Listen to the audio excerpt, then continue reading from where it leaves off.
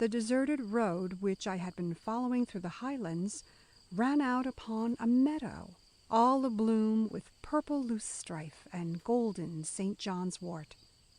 The declining sun cast a glory over the lonely field, and far in the corner, nigh to the woods, there was a touch of the celestial color. Blue of the sky, seen between white clouds, blue of the sea, shimmering through faint drifts of silver mist. The hope of finding that hue of distance and mystery embodied in a living form, the old hope of discovering the blue flower, rose again in my heart. But it was only for a moment, for when I came nearer, I saw that the color which had caught my eye came from a multitude of closed gentians, the blossoms which never open into perfection, growing so closely together that their blended promise had seemed like a single flower. So I harked back again, slanting across the meadow to find the road. But it had vanished. Wandering among the alders and clumps of gray birches, here and there I found a track that looked like it. But as I tried each one, it grew more faint and uncertain, and at last came to nothing in a thicket or a marsh. While I was thus beating about the bush, the sun dropped below the western rim of hills. It was necessary to make the most of the lingering light if I did not wish to be benighted in the woods. The little village of Canterbury, which was the goal of my day's march, must lie about to the north just beyond the edge of the mountain, and in that direction I turned, pushing forward as rapidly as possible through the undergrowth. Presently I came into a region where the trees were larger and the traveling was easier. It was not a primeval forest, but a second growth of chestnuts and poplars and maples. Through the woods there ran at intervals long lines of broken rock, covered with moss, the ruins evidently of ancient stone fences. The land must have been in former days a farm, inhabited, cultivated, the home of human hopes and desires and labors, but now relapsed into solitude and wilderness. What could the life have been among these rugged and inhospitable highlands, on this niggard and reluctant soil? Where was the house that once sheltered the tillers of this rude corner of the earth? Here, perhaps, in the little clearing into which I now emerged. A couple of decrepit apple trees grew on the edge of it and dropped their scanty and gnarled fruit to feast the squirrels. A little farther on, a straggling clump of ancient lilacs, a bewildered old bush of sweetbriar, the dark green leaves of a cluster of tiger lilies, long past blooming, marked the grave of the garden. And here, above this square hollow in the earth, with the remains of a crumbling chimney standing sentinel beside it, here the house must have stood. What joys, what sorrows once centered around this cold and desolate hearthstone? What children went forth like birds from this dismantled nest into the wide world? What guests found refuge? "Take care! Stand back! There is a rattlesnake in the old cellar!" The voice, even more than the words, startled me. I drew away suddenly and saw behind the ruins of the chimney a man of an aspect so striking that to this day his face and figure are as vivid in my memory as if it were but yesterday that I had met him. He was dressed in black, the coat of a somewhat formal cut, a long cravat loosely knotted in his rolling collar. His head was bare, and the coal-black hair, thick and waving, was in some disorder. His face, smooth and pale, with high forehead, straight nose, and thin, sensitive lips, was it old or young? Handsome it certainly was, the face of a man of mark, a man of power. Yet there was something strange and wild about it. His dark eyes, with the fine wrinkles about them, had a look of unspeakable remoteness, and at the same time an intensity that seemed to pierce me through and through. It was as if he saw me in a dream, yet measured me, weighed me with a scrutiny as exact as it was at bottom indifferent. But his lips were smiling, and there was no fault to be found, at least, with his manner. He had risen from the broad stone, where he had evidently been sitting with his back against the chimney, and came forward to greet me. "You will pardon the abruptness of my greeting? I thought you might not care to make acquaintance with the present tenant of this old house, at least not without an introduction." "Certainly not," I answered. "You have done me a real kindness, which is better than the outward form of courtesy. But how is it that you stay at such close quarters with this unpleasant tenant? Have you no fear of him?" "Not the least in the world," he answered, laughing. "I know the snakes too well, better than they know themselves. It is not likely that even an old serpent with 13 rattles like this one could harm me. I know his ways. Before he could strike, I should be out of reach." "Well," said I, "it is a grim thought, at all events, that this house, once a cheerful home, no doubt, should have fallen at last to be the dwelling of such a vile creature." "Fallen!" he exclaimed. Then he repeated the word with a questioning accent. "Fallen? Are you sure of that? The snake, in his way, may be quite as honest as the people who lived here before him, and not much more harmful. The farmer was a miser who robbed his mother, quarreled with his brother, and starved his wife. What she lacked in food, she made up in drink, when she could. One of the children, a girl, was a cripple, lamed by her mother in a fit of rage. The 2 boys were ne'er-do-weels who ran away from home as soon as they were old enough. One of them is serving a life sentence in the state prison for manslaughter. When the house burned down some 30 years ago, the woman escaped. The man's body was found with the head crushed in, perhaps by a falling timber. The family of our friend the rattlesnake could hardly surpass that record, I think.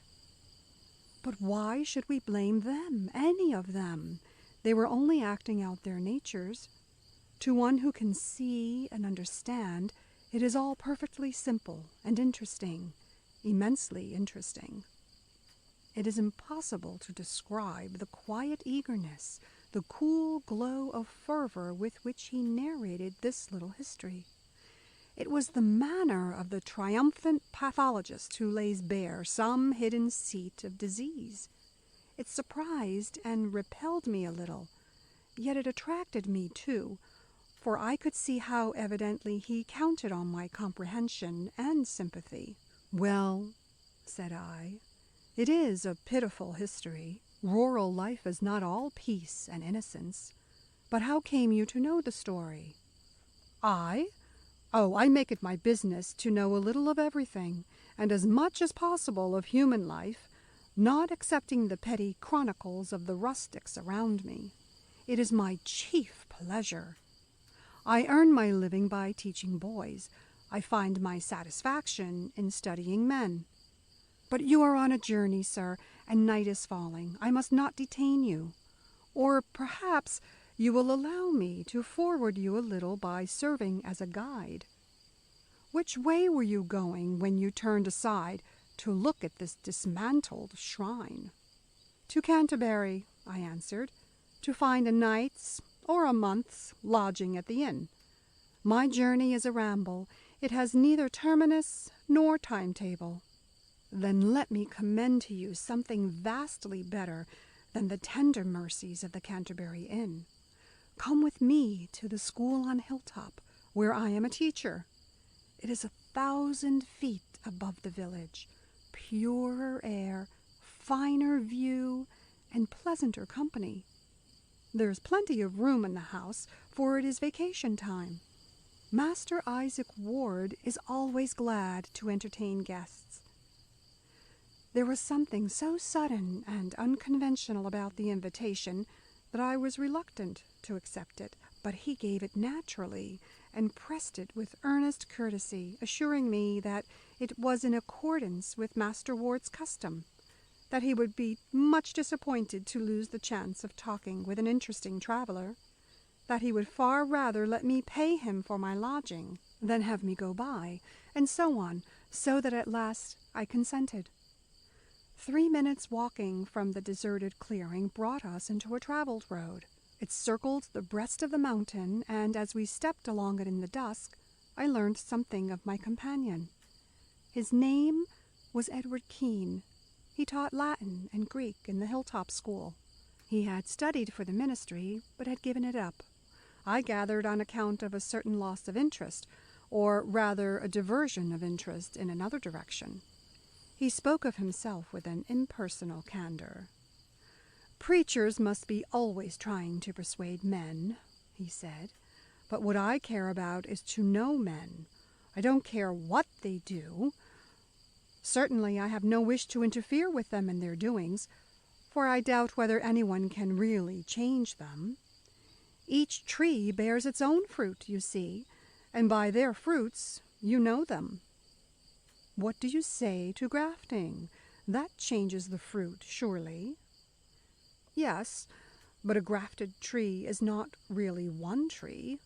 It is 2 trees growing together. There is a double life in it, and the second life, the added life, dominates the other. The stalk becomes a kind of animate soil for the graft to grow in." Presently the road dipped into a little valley and rose again, breasting the slope of a wooded hill which thrust itself out from the steeper flank of the mountain range.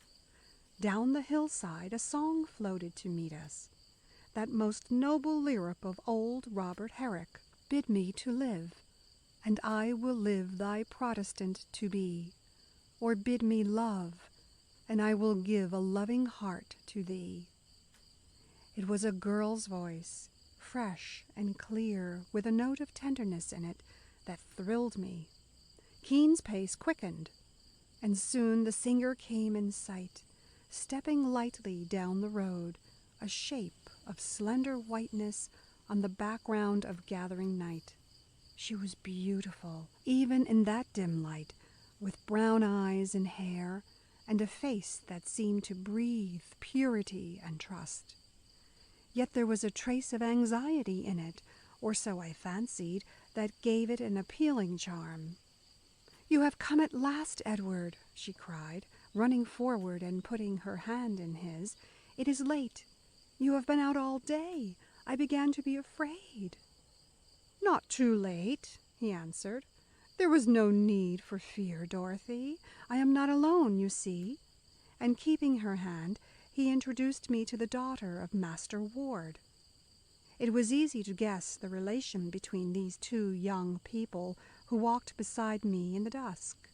It needed no words to say that they were lovers.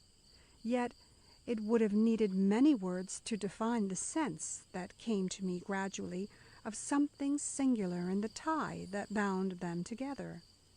On his part, there was a certain tone of half-playful condescension toward her, such as one might use to a lovely child, which seemed to match but ill with her unconscious attitude of watchful care, of tender solicitude for him, almost like the manner of an elder sister. Lovers they surely were, and acknowledged lovers, for their frankness of demeanor sought no concealment. But I felt that there must be a little rift within the lute, though neither of them might know it. Each one's thought of the other was different from the other's thought of self. There could not be a complete understanding, a perfect accord. What was the secret of which each knew half, but not the other half? Thus, with steps that kept time, but with thoughts how wide apart, we came to the door of the school. A warm flood of light poured out to greet us. The master, an elderly, placid, comfortable man, gave me just the welcome that had been promised in his name.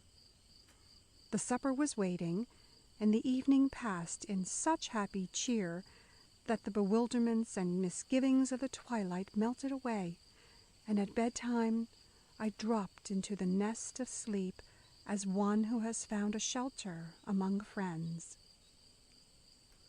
The Hilltop school stood on a blessed site. Lifted high above the village, it held the crest of the last gentle wave of the mountains that filled the south with crowding billows, ragged and tumultuous. Northward, the great plain lay at our feet, smiling in the sun, meadows and groves, yellow fields of harvest and green orchards, white roads and clustering towns, with here and there a little city on the bank of the mighty river which curved into a vast line of beauty toward the blue Catskill Range, 50 miles away. Lines of filmy smoke, like vanishing footprints in the air, marked the passage of railway trains across the landscape, their swift flight reduced by distance to a leisurely transition. The bright surface of the stream was furrowed by 100 vessels, tiny rowboats creeping from shore to shore, knots of black barges following the lead of puffing tugs, sloops with languid motion tacking against the tide, white steamboats like huge toy houses crowded with pygmy inhabitants, moving smoothly on their way to the great city, and disappearing suddenly as they turned into the narrows between Storm King and the Fishkill Mountains. Down there was life, incessant, varied, restless, intricate, many-colored. Down there was history, the highway of ancient voyagers since the days of Hendrik Hudson, the hunting ground of Indian tribes, the scenes of massacre and battle, the last camp of the Army of the Revolution, the headquarters of Washington. Down there were the homes of legend and poetry, the dreamlike hills of Rip Van Winkle's sleep, the cliffs and caves haunted by the culprit Fae, the solitudes traversed by the spy, all outspread before us, and visible as in a Claude Lorraine glass, in the tranquil lucidity of distance. And here, on the hilltop, was our own life, secluded, yet never separated from the other life, looking down upon it, yet woven of the same stuff, peaceful in circumstance, yet ever busy with its own tasks, and holding in its quiet heart all the elements of joy and sorrow and tragic consequence. The master was a man of most unworldly wisdom. In his youth, a great traveler, he had brought home many observations, a few views, and at least one theory. To him, the school was the most important of human institutions, more vital than even the home, because it held the first real experience of social contact, of free intercourse with other minds and lives coming from different households and embodying different strains of blood. "My school," said he, "is the world in miniature. If I can teach these boys to study and play together freely and with fairness to one another, I shall make men fit to live and work together in society. What they learn matters less than how they learn it. The great thing is the bringing out of individual character so that it will find its place in social harmony." Yet man never knew less of character in the concrete than Master Ward. To him each person represented a type, the scientific, the practical, the poetic. From each one he expected, and in each one he found, to a certain degree, the fruit of the marked quality, the obvious, the characteristic. But of the deeper character, made up of 100 traits, colored and conditioned most vitally by something secret and in itself apparently of slight importance, he was placidly unconscious. Classes he knew, individuals escaped him. Yet he was a most companionable man, a social solitary, a friendly hermit. His daughter Dorothy seemed to me even more fair and appealing by daylight than when I first saw her in the dusk. There was a pure brightness in her brown eyes, a gentle dignity in her look and bearing, a soft cadence of expectant joy in her voice. She was womanly in every tone and motion, yet by no means weak or uncertain. Mistress of herself and of the house, she ruled her kingdom without an effort. Busied with many little cares, she bore them lightly. Her spirit overflowed into the lives around her with delicate sympathy and merry cheer. But it was in music that her nature found its widest outlet. In the lengthening evenings of late August, she would play from Schumann or Chopin or Grieg, interpreting the vague feelings of gladness or grief which lie too deep for words. Ballads she loved, quaint old English and Scotch airs, folk songs of Germany, Come All Ye's of Ireland, Canadian chansons. She sang not like an angel, but like a woman. Of the two undermasters in the school, Edward Keane was the elder. The younger, John Graham, was his opposite in every respect. Sturdy, fair-haired, plain in the face, he was essentially an everyday man, devoted to out-of-door sports, a hard worker, a good player, and a sound sleeper. He came back to the school from a fishing excursion a few days after my arrival. I liked the way in which he told of his adventures, with a little frank boasting, enough to season, but not to spoil the story. I liked the way in which he took hold of his work, helping to get the school in readiness for the return of the boys in the middle of September. I liked more than all his attitude to Dorothy Ward. He loved her clearly enough. When she was in the room, the other people were only accidents to him. Yet there was nothing of the disappointed suitor in his bearing. He was cheerful, natural, accepting the situation, giving her the best he had to give, and gladly taking from her the frank reliance, the ready comradeship which she bestowed upon him. If he envied Keane, and how could he help it, at least he never showed a touch of jealousy or rivalry. The engagement was a fact which he took into account as something not to be changed or questioned. Keane was so much more brilliant, interesting, attractive. He answered so much more fully to the poetic side of Dorothy's nature. How could she help preferring him? Thus, the three actors in the drama stood, when I became an inmate of Hilltop, and accepted the master's invitation to undertake some of the minor classes in English, and stay on at the school indefinitely. It was my wish to see the little play, a pleasant comedy, I hoped, move forward to a happy ending. And yet, what was it that disturbed me now and then with forebodings? Something, doubtless, in the character of Keane, for he was the dominant personality. The key of the situation lay with him. He was the center of interest. Yet he was the one who seemed not perfectly in harmony, not quite at home, as if something beckoned and urged him away. "I am glad you are to stay," said he, "yet I wonder at it. You will find the life narrow, after all your travels. Ulysses at Ithaca.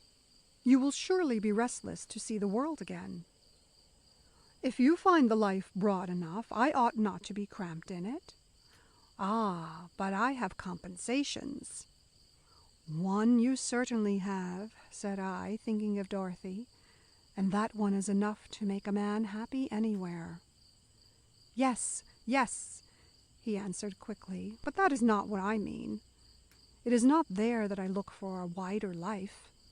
Love, do you think that love broadens a man's outlook? To me it seems to make him narrower. Happier, perhaps, within his own little circle, but distinctly narrower. Knowledge is the only thing that broadens life, sets it free from the tyranny of the parish. fills it with the sense of power. And love is the opposite of knowledge. Love is a kind of an illusion, a happy illusion. That is what love is. Don't you see that?" "See it?" I cried. "I don't know what you mean. Do you mean that you don't really care for Dorothy Ward? Do you mean that what you have won in her is an illusion? If so, you are as wrong as a man can be." "No, no," he answered eagerly. "You know I don't mean that. I could not live without her. But love is not the only reality. There is something else, something broader, something—" "Come away," I said. "Come away, man. You are talking nonsense, treason. You are not true to yourself. You've been working too hard at your books. There's a maggot in your brain. Come out for a long walk." That indeed was what he liked best. He was a magnificent walker, easy, steady, unwearying. He knew every road and lane in the valleys, every footpath and trail among the mountains. But he cared little for walking in company. One companion was the most that he could abide. And strange to say, it was not Dorothy whom he chose for his most frequent comrade. With her he would saunter down the Black Brook path, or climb slowly to the first ridge of Storm King. But with me he pushed out to the farthest pinnacle that overhangs the river, and down through the Lonely Heart Gorge, and over the pass of the White Horse, and up to the peak of Crow Nest, and across the rugged summit of Black Rock. At every wider outlook, a strange exhilaration seemed to come upon him. His spirit glowed like a live coal in the wind. He overflowed with brilliant talk and curious stories of the villages and scattered houses that we could see from our eyries. But it was not with me that he made his longest expeditions. They were solitary. Early on Saturday he would leave the rest of us, with some slight excuse, and start away on the mountain road, to be gone all day. Sometimes he would not return till long after dark. Then I could see the anxious look deepen on Dorothy's face, and she would slip away down the road to meet him. But he always came back in good spirits, talkable and charming. It was the next day that the reaction came. The black fit took him. He was silent, moody, bitter, holding himself aloof, yet never giving utterance to any irritation. He seemed half unconsciously to resent the claims of love and friendship, as if they irked him. There was a look in his eyes as if he measured us, weighed us, analyzed us all as strangers. Yes, even Dorothy. I have seen her go to meet him with a flower in her hand that she had plucked for him, and turn away with her lips trembling, too proud to say a word, dropping the flower on the grass. John Graham saw it too. He waited till she was gone. Then he picked up the flower and kept it. There was nothing to take offense at, nothing on which one could lay a finger, only these singular alternations of mood which made Keane now the most delightful of friends, now an intimate stranger in the circle.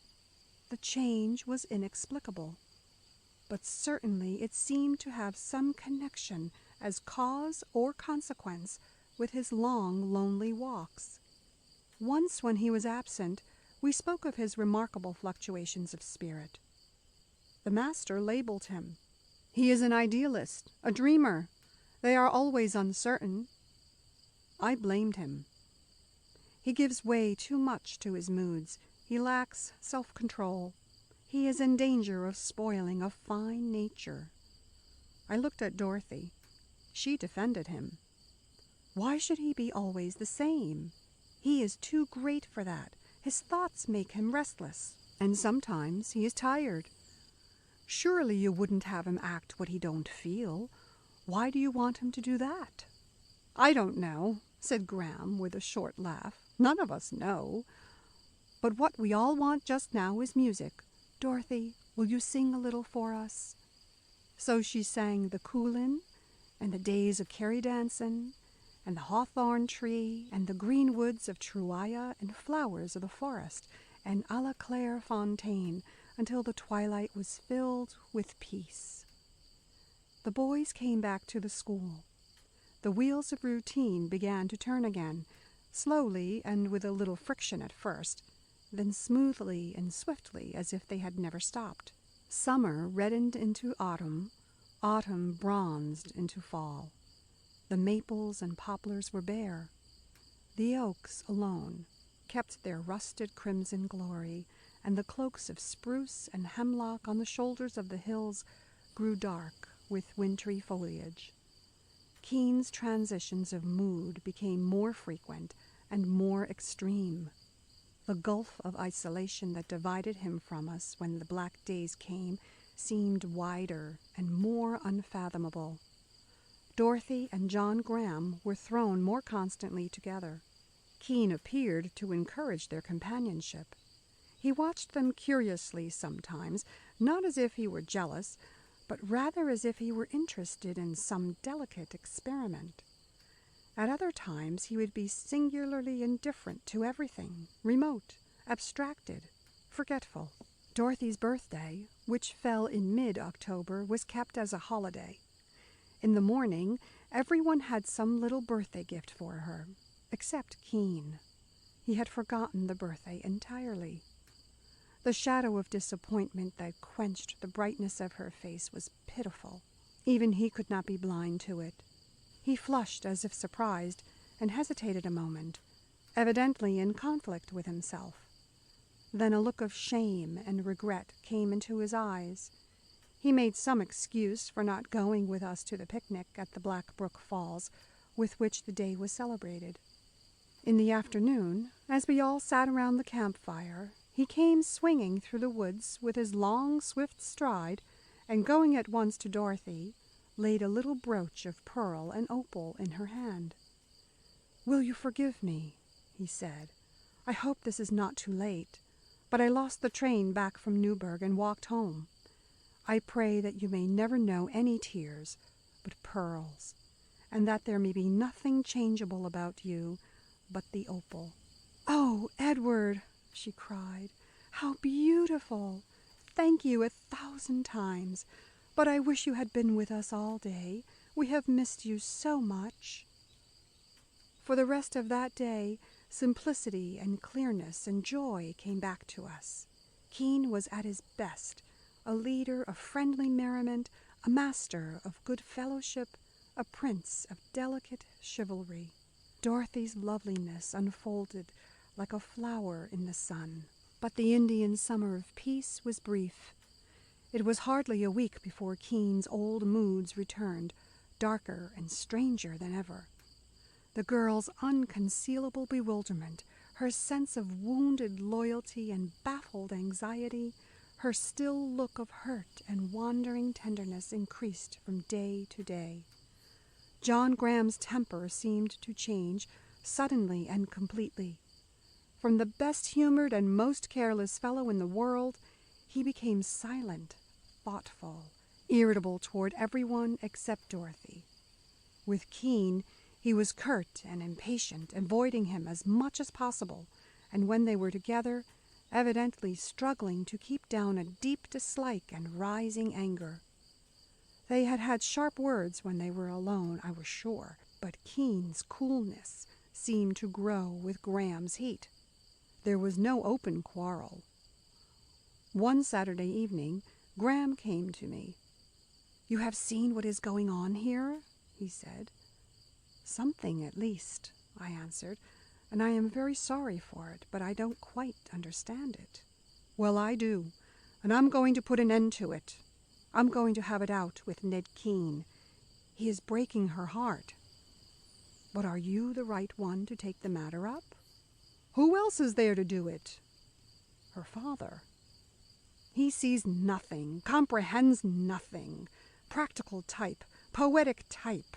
Misunderstandings, sure to arise, come together after a while, each supply the other's deficiencies. Cursed folly. And the girl so unhappy that she can't tell anyone. It shall not go on, I say. Keane is out on the road now, taking one of his infernal walks. I'm going to meet him. I'm afraid it will make trouble. Let me go with you. The trouble is made. Come if you like. I'm going now. The night lay heavy upon the forest. Where the road dipped through the valley, we could hardly see a rod ahead of us. But higher up, where the way curved around the breast of the mountain, the woods were thin on the left, and on the right a sheer precipice fell away to the gorge of the brook. In the dim starlight, we saw Keane striding toward us. Graham stepped out to meet him. "Where have you been, Ned Keane?" he cried. The cry was a challenge. Keane lifted his head and stood still. Then he laughed and took a step forward. "Taking a long walk, Jack Graham," he answered. "It was glorious. You should have been with me. But why this sudden question?"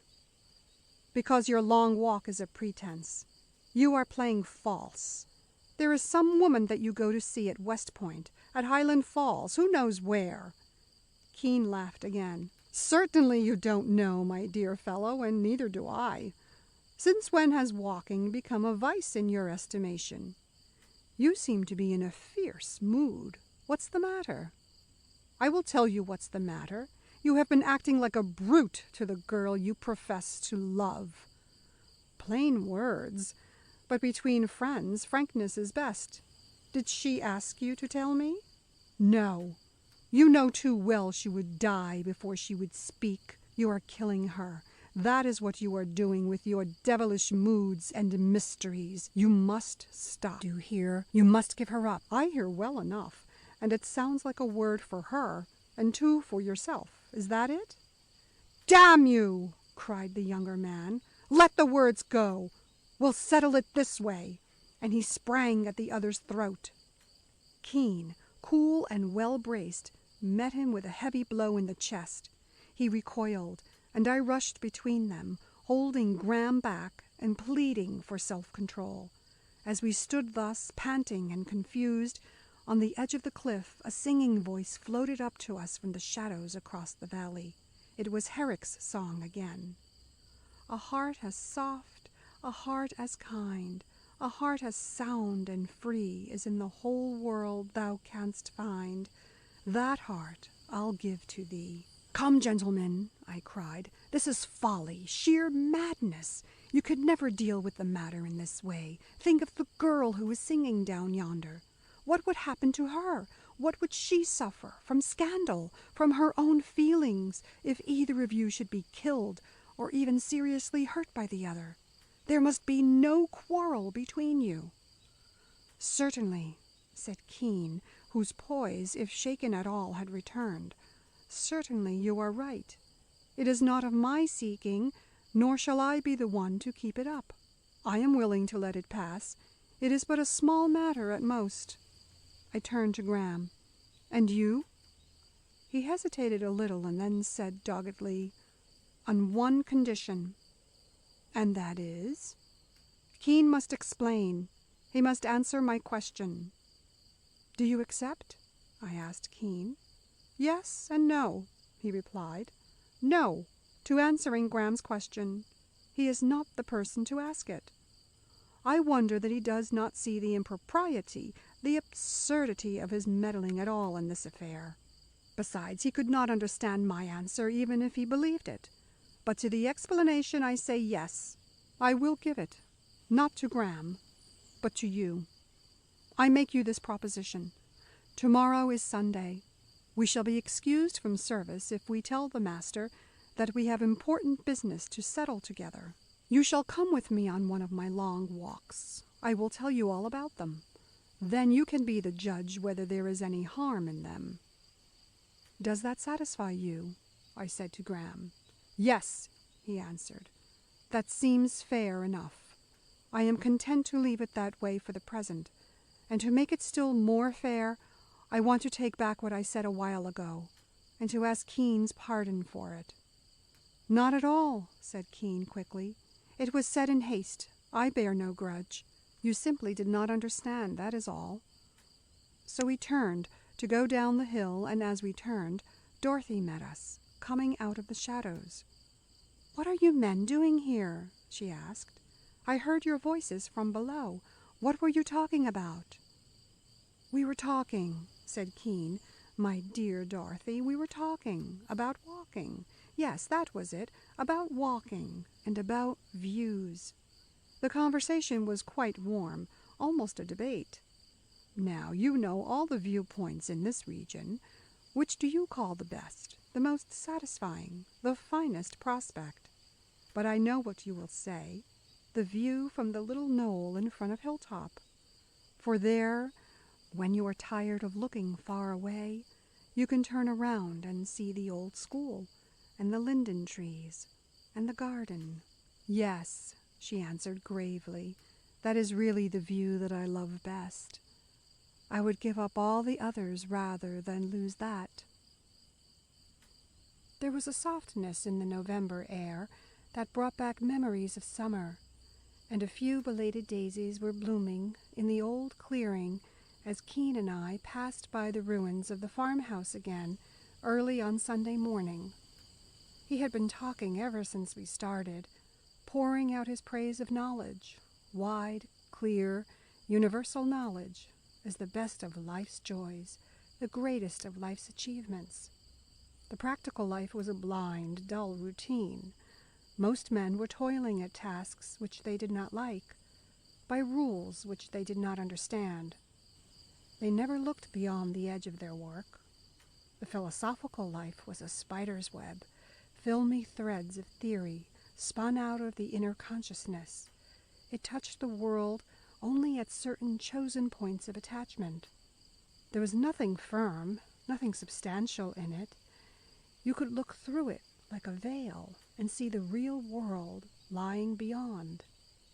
But the theorist could see only the web which he had spun. Knowing did not come by speculating, theorizing. Knowing came by seeing.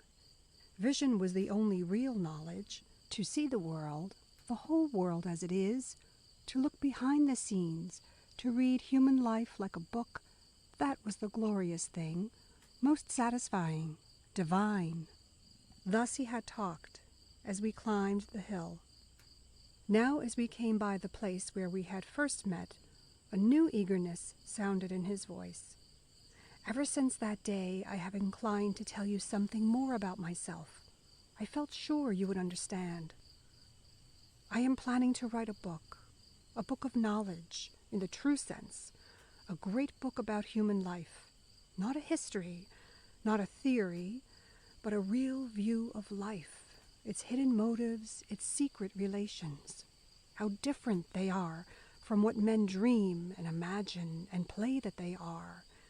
How much darker, how much smaller, and therefore how much more interesting and wonderful. No one has yet written, perhaps because no one has yet conceived such a book as I have in mind. I might call it a bionopsis."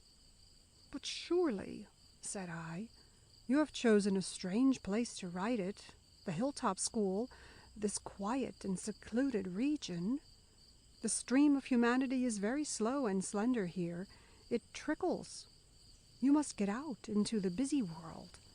You must be in the full current and feel its force. You must take part in the active life of mankind in order really to know it." "A mistake," he cried. "Action is the thing that blinds men. You remember Matthew Arnold's line in Action's dizzying eddy world. To know the world, you must stand apart from it and above it. You must look down on it."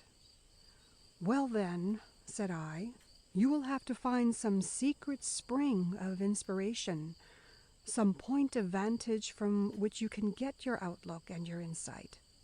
He stopped short and looked me full in the face. "And that," cried he, "is precisely what I have found." Then he turned and pushed along the narrow trail so swiftly that I had hard work to follow him. After a few minutes, we came to a little stream flowing through a grove of hemlocks. Keane seated himself on the fallen log that served for a bridge, and beckoned me to a place beside him. I promised to give you an explanation today, to take you on one of my long walks. Well, there is only one of them. It is always the same. You shall see where it leads, what it means. You shall share my secret, all the wonder and glory of it. Of course I know my conduct has seemed strange to you. Sometimes it has seemed strange even to me. I have been doubtful, troubled, almost distracted. I have been risking a great deal, in danger of losing what I value, what most men count the best thing in the world, but it could not be helped. The risk was worthwhile. A great discovery, the opportunity of a lifetime, yes, of an age, perhaps of many ages, came to me. I simply could not throw it away. I must use it, make the best of it, at any danger, at any cost. You shall judge for yourself whether I was right or wrong. But you must judge fairly, without haste, without prejudice. I ask you to make me one promise. You will suspend judgment. You will say nothing. You will keep my secret until you have been with me 3 times at the place where I am now taking you. By this time it was clear to me that I had to do with a case lying far outside of the common routine of life, something subtle, abnormal, hard to measure, in which a clear and careful estimate would be necessary. If Keane was laboring under some strange delusion, some disorder of mind, how could I estimate its nature or extent without time and study, perhaps without expert advice? To wait a little would be prudent, for his sake as well as for the sake of others. If there was some extraordinary reality behind his mysterious hints, it would need patience and skill to test it. I gave him the promise for which he asked. At once, as if relieved, he sprang up and crying, "Come on, follow me," began to make his way up the bed of the brook. It was one of the wildest walks that I have ever taken.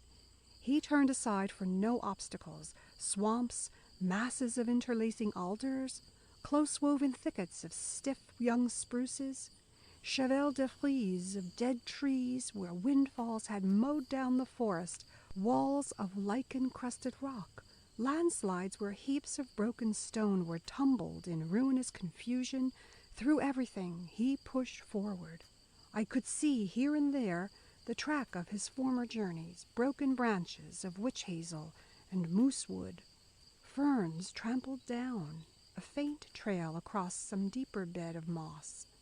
At midday, we rested for a half-hour to eat lunch, but Keane would eat nothing, except a little pellet of some dark green substance that he took from a flat silver box in his pocket. He swallowed it hastily, and stooping his face to the spring by which he had halted, drank long and eagerly. "An Indian trick," said he, shaking the drops of water from his face. "On a walk, food is a hindrance, a delay. But this tiny taste of bitter gum is a tonic. It spurs the courage and doubles the strength, if you are used to it. Otherwise, I should not recommend you to try it. Faugh! The flavor is vile." He rinsed his mouth again with water and stood up, calling me to come on. The way, now tangled among the nameless peaks and ranges, bore steadily southward, rising all the time, in spite of many brief downward curves where a steep gorge must be crossed. Presently we came into a hard-wood forest, open and easy to travel. Breasting a long slope, we reached the summit of a broad, smoothly rounding ridge, covered with a dense growth of stunted spruce. The trees rose above our heads, about twice the height of a man, and so thick that we could not see beyond them.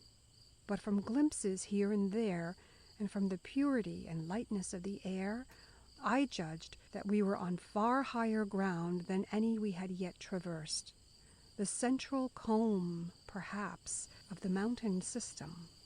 A few yards ahead of us, through the crowded trunks of the dwarf forest, I saw a gray mass, like the wall of a fortress across our path.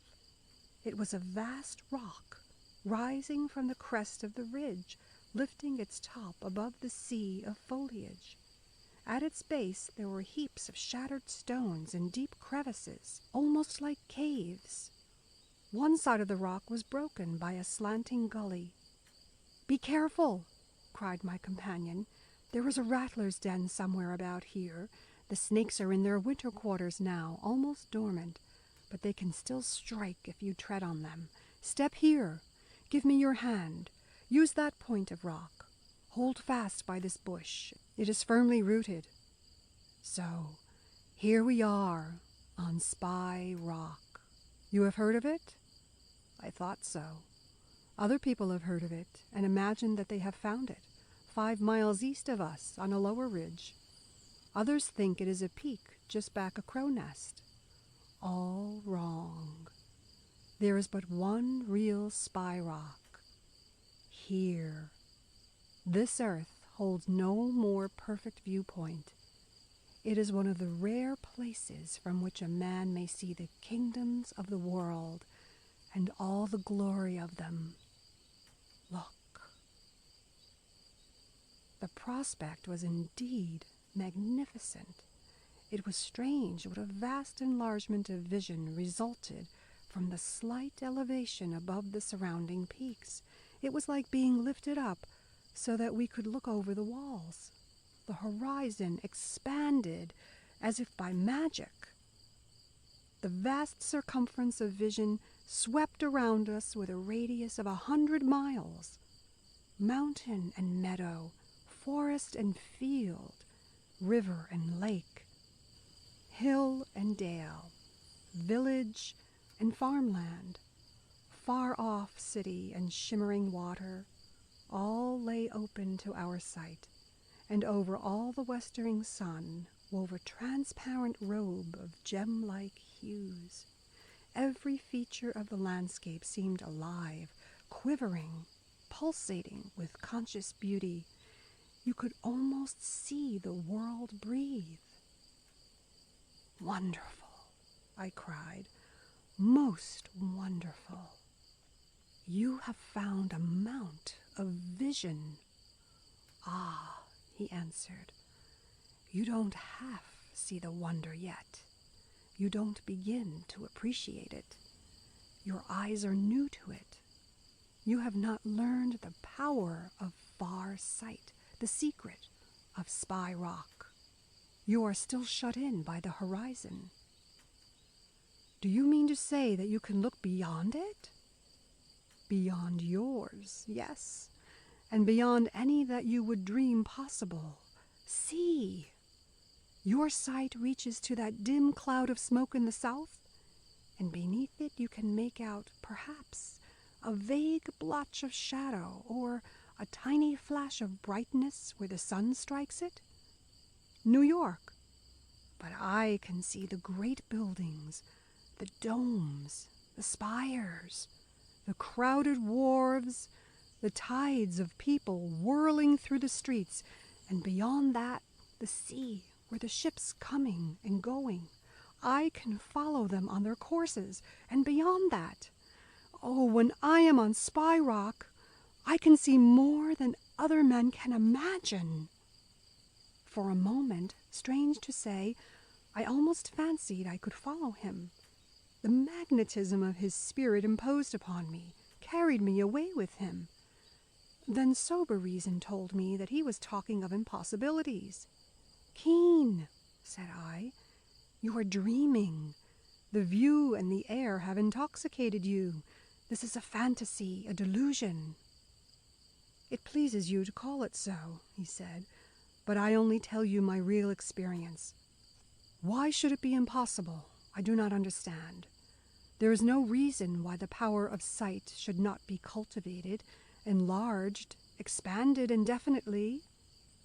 "And the straight rays of light?" I asked. "And the curvature of the earth which makes a horizon inevitable?"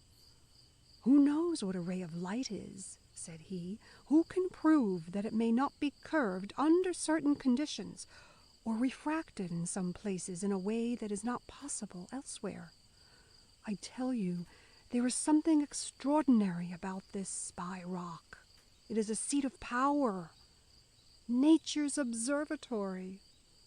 More things are visible here than anywhere else, more than I have told you yet. But come, we have little time left. For half an hour each of us shall enjoy what he can see. Then home again, to the narrower outlook, the restricted life. The downward journey was swifter than the ascent, but no less fatiguing. By the time we reached the school, an hour after dark, I was very tired. But Keane was in one of his moods of exhilaration. He glowed like a piece of phosphorus that has been drenched with light. Graham took the first opportunity of speaking with me alone. "Well?" said he. "Well," I answered, "you were wrong. There is no treason in Keane's walk, no guilt in his moods, but there is something very strange. I cannot form a judgment yet as to what we should do. We must wait a few days. It will do no harm to be patient. Indeed, I have promised not to judge, not to speak of it until a certain time. Are you satisfied?" "This is a curious story," said he, "and I am puzzled by it. But I trust you. I agree to wait, though I am far from satisfied." Our second expedition was appointed for the following Saturday. Keane was hungry for it, and I was almost as eager, desiring to penetrate as quickly as possible into the heart of the affair. Already a conviction in regard to it was pressing upon me, and I resolved to let him talk this time as freely as he would, without interruption or denial.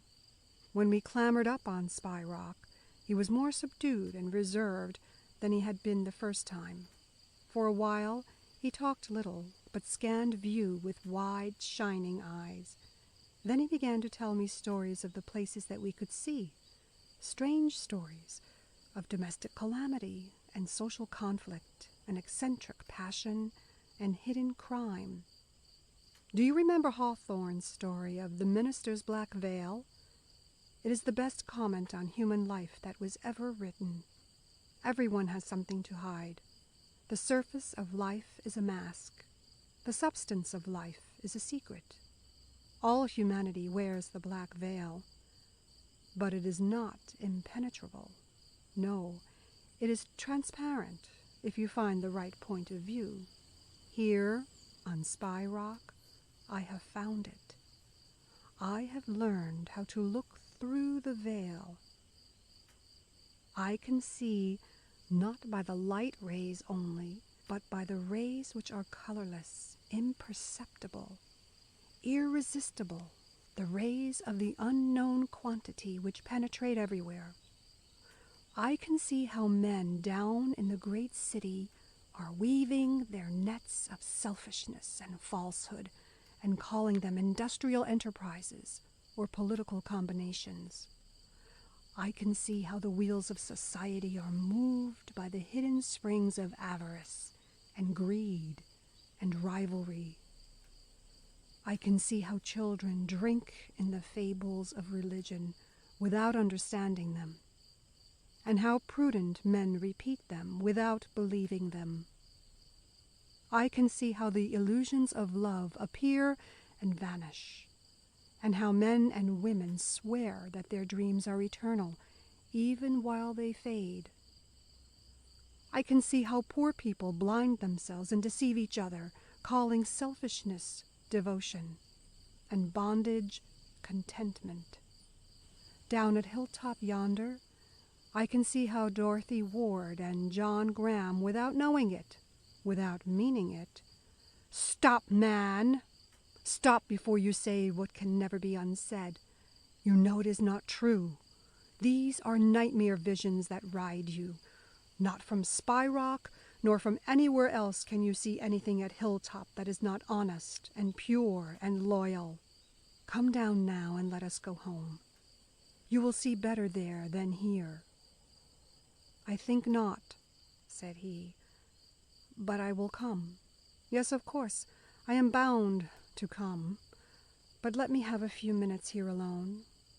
Go you down along the path a little way slowly. I will follow you in a quarter of an hour. And remember, we are to be here together once more. Once more, yes. And then what must be done? How was this strange case to be dealt with so as to save all the actors, as far as possible, from needless suffering? That Keane's mind was disordered, at least 3 of us suspected already. But to me alone was the nature and seat of the disorder known. How make the others understand it? They might easily conceive it to be something different from the fact. Some actual lesion of the brain, an incurable insanity. But this it was not. As yet, at least, he was no patient for a madhouse. It would be unjust. Probably it would be impossible to have him committed. But on the other hand, they might take it too lightly as the result of overwork, or perhaps of the use of some narcotic. To me it was certain that the trouble went far deeper than this. It lay in the man's moral nature, in the error of his central will. It was the working out, in abnormal form, but with essential truth, of his chosen and cherished ideal of life. Spy Rock was something more than the seat of his delusion. It was the expression of his temperament. The solitary trail that led thither was the symbol of his search for happiness, alone, forgetful of life's lowlier ties, looking down upon the world in the cold abstraction of scornful knowledge.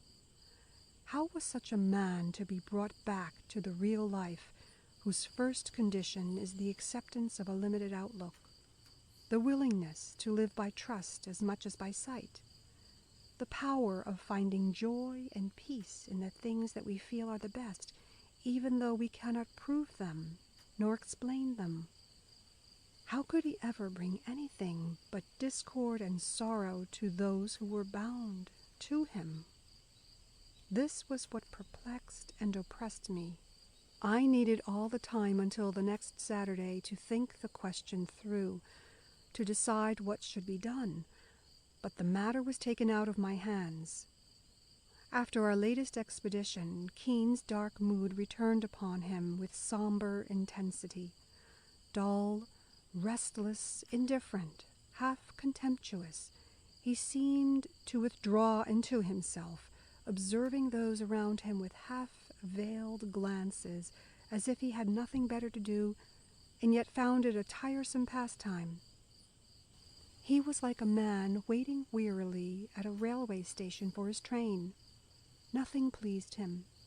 He responded to nothing. Graham controlled his indignation by a constant effort. A dozen times he was on the point of speaking out, but he restrained himself and played fair. Dorothy's suffering could not be hidden. Her loyalty was strained to the breaking point. She was too tender and true for anger, but she was wounded almost beyond endurance. Keane's restlessness increased. The intervening Thursday was Thanksgiving Day. Most of the boys had gone home. The school had holiday. Early in the morning he came to me. "Let us take our walk today. We have no work to do. Come. In this clear, frosty air, Spy Rock will be glorious." "No," I answered.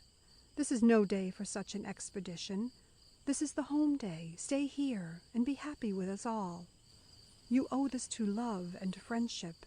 You owe it to Dorothy Ward." "Owe it?" said he. "Speaking of debts, I think each man is his own preferred creditor. But of course you can do as you like about today. Tomorrow or Saturday will answer just as well for our third walk together." About noon he came down from his room and went to the piano, where Dorothy was sitting. They talked together in low tones. Then she stood up, with pale face and wide open eyes. She laid her hand on his arm. "Do not go, Edward. For the last time, I beg you to stay with us today." He lifted her hand and held it for an instant. Then he bowed and let it fall. "You will excuse me, Dorothy, I am sure. I feel the need of exercise, Absolutely, I must go. Goodbye, until the evening." The hours of that day passed heavily for all of us. There was a sense of disaster in the air. Something irretrievable had fallen from our circle, but no one dared to name it. Night closed in upon the house with a changing sky. All the stars were hidden. The wind whimpered and then shouted. The rain swept down in spiteful volleys, deepening at last into a fierce, steady discharge. 9 o'clock. 10 o'clock passed, and Keane did not return. By midnight, we were certain that some accident had befallen him.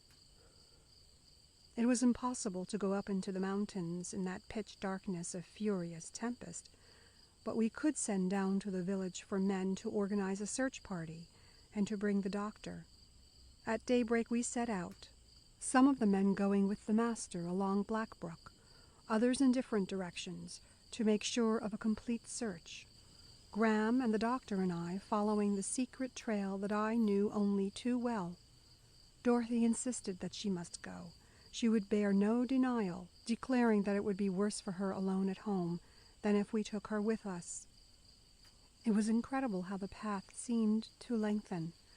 Graham watched the girl's every step, helping her over the difficult places, pushing aside the tangled branches, his eyes resting upon her as frankly, as tenderly as a mother looks at her child. In single file, we marched through the gray morning, clearing cold after the storm, and the silence was seldom broken, for we had little heart to talk. At last, we came to the high, lonely ridge, the dwarf forest, the huge couchant bulk of Spy Rock.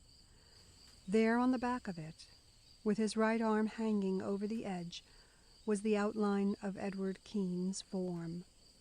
It was as if some monster had seized him and flung him over its shoulder to carry away. We called to him, but there was no answer. The doctor climbed up with me, and we hurried to the spot where he was lying. His face was turned to the sky, his eyes blindly staring. There was no pulse, no breath. He was already cold in death. His right hand and arm, the side of his neck and face, were horribly swollen and livid. The doctor stooped down and examined the hand carefully. "See," he cried, pointing to a great bruise on his wrist, with 2 tiny punctures in the middle of it, from which a few drops of blood had oozed. "A rattlesnake has struck him. He must have fairly put his hand upon it, perhaps in the dark, when he was climbing. And look, what is this?" He picked up a flat silver box that lay open on the rock. There were 2 olive-green pellets of a resinous paste in it. He lifted it to his face and drew a long breath. "Yes," he said, "it is gunjab, the most powerful form of hashish, the narcotic hemp of India. Poor fellow, it saved him from frightful agony. He died in a dream." "You are right," I said. "In a dream, and for a dream." We covered his face and climbed down the rock. Dorothy and Graham were waiting below. He had put his coat around her. She was shivering a little. There were tear marks on her face. "Well," I said, "you must know it. We have lost him." "Ah," said the girl, "I lost him long ago."